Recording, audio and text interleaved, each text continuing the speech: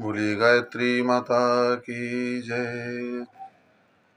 आइए गीता चिंतन में हम अध्याय 2 के 24, 25 और 26 श्लोकों का चिंतन करते हैं।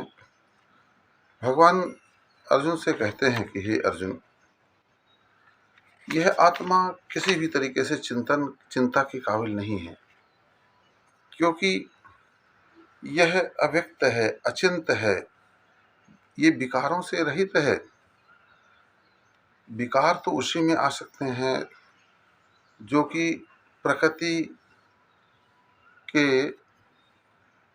से बने हुए हैं, संसार से बने हुए हैं, जो व्यक्त हैं,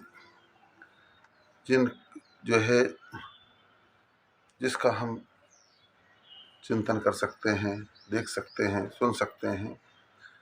अव्यक्तोऽयम् अचिन्तोऽयम् अविकारो अयम् उच्यते, तस्माद्देवं विदुत्तैनं नानुशोचन्ति मर्हसि, अथ चैनं नित्यजातं नित्यं वा मन्यसे मृतं, तथापि त्वं महाबाहो नैवं शोचितुमर्हसि, जातस्य हि ध्रुवो मृत्युः ध्रुवं जन्म मृतस्य च, तस्माद् परिहारे अर्थे न त्वं शोचितुमर्हसि।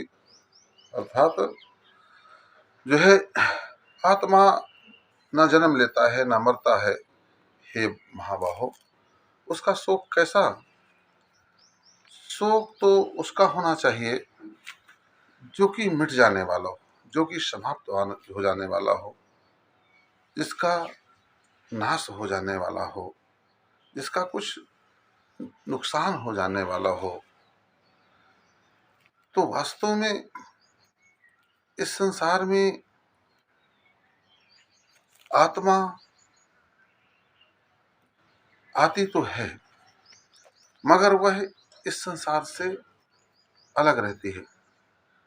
इस संसार में लिपायमान नहीं होती है, इसीलिए वो दिखाई भी नहीं देती है। और जो इस संसार में लिपायमान ना हो, जिसका जन्म ना हो, जिसकी मृत्यु ना हो, भला उसके प्रति जो है चिंता करने की आवश्यकता कहाँ है? और जो चिंता करता है उसको हम समझदार या कि ज्ञानी कैसे कह सकते हैं? भगवान कहते हैं कि अथ चैनम नित्य जातम, अगर मान लो उसको जन्म लेने वाला और मरने वाला भी समझते हो, तो यह जो तब भी तुम्हें उसके प्रति चिंता नहीं करना चाहिए, क्योंकि मान लो जो जन्म लिया है वह मरेगा और मरने वाला पुनः जन्म लेगा। जातस्य ही ध्रुव मृत्यु ध्रुवम जन्म मृतस्य, जो जन्म लिया है उसका मरना निश्चित है, और जो मर गया है उसका जन्म लेना निश्चित है। यह तो संसार का क्रम है। यह इसलिए किसी प्रकार से तुम आत्मा के लिए चिंता नहीं कर सकते हो। और जो धीर पुरुष हैं, ज्ञानी पुरुष हैं, वो संसार में मोहित नहीं होते हैं। वो जानते हैं कि संसार का यह एक चक्र है, इस चक्र में हम भी जो है चल रहे हैं, और इस चक्र के अनुरूप हम अपने आप को बनाएं, ढालें, यज्ञीय भाव रखें, और सदा जो संसार में मिला है परमात्मा के द्वारा, वह परमात्मा के चरणों में ही सदा अर्पित करते चलें। यह लाभ हानि का ज़्यादा हिसाब किताब न लगाएं, क्योंकि यहाँ कुछ भी लाभ नहीं, कुछ भी हानि नहीं।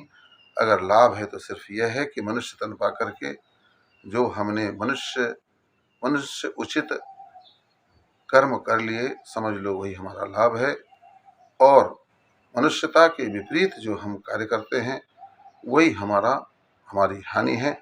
इसलिए संसार में कहीं मोहित होने की आवश्यकता नहीं है। बस अपने कर्म पथ पर आप बढ़ते चलें, धर्म पथ पर आप बढ़ते चलें। गीता हमें यही शिक्षा देती है। बोलिए गायत्री माता की